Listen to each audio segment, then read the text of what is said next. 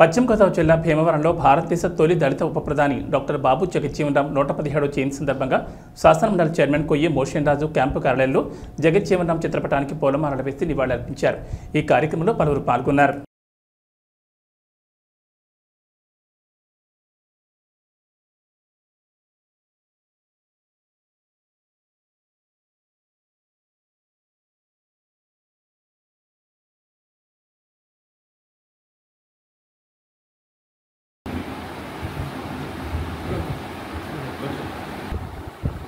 స్వాతంత్ర సమరయోధులు, సమతావాది, దళిత జాతి నాయకుడు, దేశంలో పేదల కోసం పోరాడినటువంటి మహా గొప్ప వ్యక్తి డాక్టర్ బాబు జగజ్జీవన్ గారి యొక్క జయంతి సందర్భంగా ఈ రోజున మిత్రులందరితోటి పాల్గొనడం చాలా సంతోషం. ఎంచేతంటే ఎక్కడో అట్టడుగులు పుట్టినటువంటి జగజ్జీవన్ గారు ఈ దేశంలో ఆయన చేయనటువంటి ప్రధానమంత్రి పదవి తప్ప ఆయన చేయనటువంటి ఏ పదవి లేదు. ఏ పదవి చేసినప్పుడు కూడా అది దేశ ప్రజల కోసం, దేశ భవిష్యత్తు కోసం, ముఖ్యంగా దళిత వర్గాల కోసం ఆయన చేసినటువంటి కృషి ఈ దేశం ఎప్పటికీ మర్చిపోదు.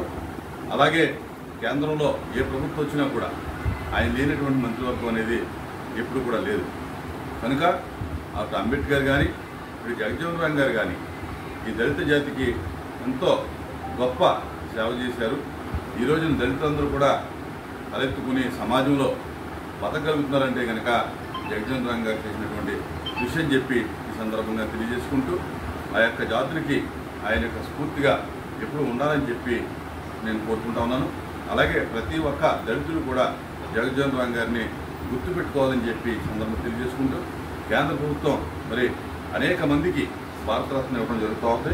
దళితుల్లో పుట్టి, అణగారి వర్గాల్లో పుట్టి ఈ దేశానికి స్వాతంత్రం కోసం పోరాడి, దళిత జాతి కోసం పోరాడినటువంటి మరి జగజ్జీవన్ గారికి భారతరత్న ఇస్తే బాగుంటుందని చెప్పి ఈ సందర్భంగా తెలియజేసుకుంటాము.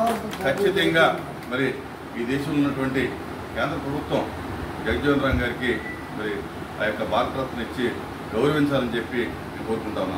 ఆయనకి భారతరత్న ఇస్తే కనుక దళితులందరినీ కూడా గౌరవించినట్టుగా ఉంటుందని చెప్పి నేను భావిస్తున్నాను. జై హింద్.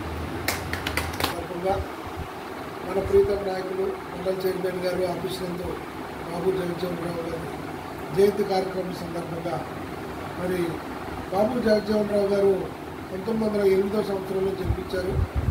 ఆయన వ్యవసాయ మంత్రి గారు, రక్షణ శాఖ మంత్రి గారు, రైల్వే శాఖ మంత్రి గారు వివిధ పదవులు అలంకరించి మరి ఆ పదవులకే ఒళ్ళు తెచ్చిన మహానుభావుడు బాబు జగజ్జీవన్ గారు అనే సందర్భంగా తెలియజేసుకుంటున్నాను. అదేవిధంగా అన్నగారు చెప్పినట్టుగా మరి అందరికో భారతరత్న ఇస్తున్నారు. అన్నగారి వర్గాల నుంచి మరి భారత ఉప ప్రధానిగా చేసి పనిచేసిన బాబు జగజ్జీవన్ గారికి మరి భారతరత్న ఇవ్వాలని సందర్భంగా తెలియజేస్తున్నారు. సందర్భంగా ఏర్పాటు చేసిన కార్యక్రమానికి అలాగే భారతరత్న ఇవ్వాలని కోరుకున్నాం. అలాగే భీమవరంలో బాబు జగజ్జీవన్ గారి విగ్రహాన్ని ప్రతిష్ఠ చేయాలని, ఏర్పాటు చేయాలని ప్రభుత్వం చెప్పారు. సుదీర్ఘకాలం 50 ఏళ్ల పాటు పార్లమెంటేరియన్గా 30 ఏళ్లకు పైబడి ప్రపంచంలో ఎవరూ చేయనంతగా ఒక కేంద్ర మంత్రిగా చేసినటువంటి డాక్టర్ బాబు జగజ్జీవన్ గారి 116వ జయంతి సందర్భంగా ఆయనకి ఘనమైన నివాళి కేవీపీఎస్ తరఫున మేము అర్పిస్తూ ఉన్నాం. ఈరోజున భారతదేశంలో ఉన్నటువంటి అణగారిన కులాలకి, అణగారిన సామాజిక తరగతులకి ఈ రోజున ఒక అభ్యున్నతగా వ్యక్తిగా ఈ రోజున బాబు జగజ్జీవన్ నిలిచారు. రిజర్వేషన్లో భాగంగా దేశంలో ఉన్నటువంటి అతిపెద్ద రైల్వే సంస్థ అయినటువంటి రైల్వేలో ఈరోజు రిజర్వేషన్ని పెట్టడంలో కీలక పాత్ర పోషించినటువంటి వ్యక్తి మహనీయుడు డాక్టర్ బాబు జగజ్జీవన్ రావు.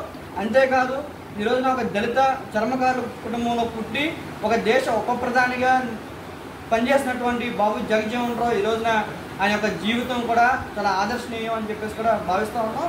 కాబట్టి అట్లాంటి దళిత ప్రజలకి అనేకమైన సేవ, ఈ దేశానికి కూడా స్వాతంత్ర సమరయోధుడిగా పేరుగాంచినటువంటి బాబు జగజ్జీవన్ గారికి ఖచ్చితంగా భారతరత్న ఇవ్వాలని చెప్పేసి కూడా కేవీపీఎస్గా మేము కోరుతా ఉన్నాం.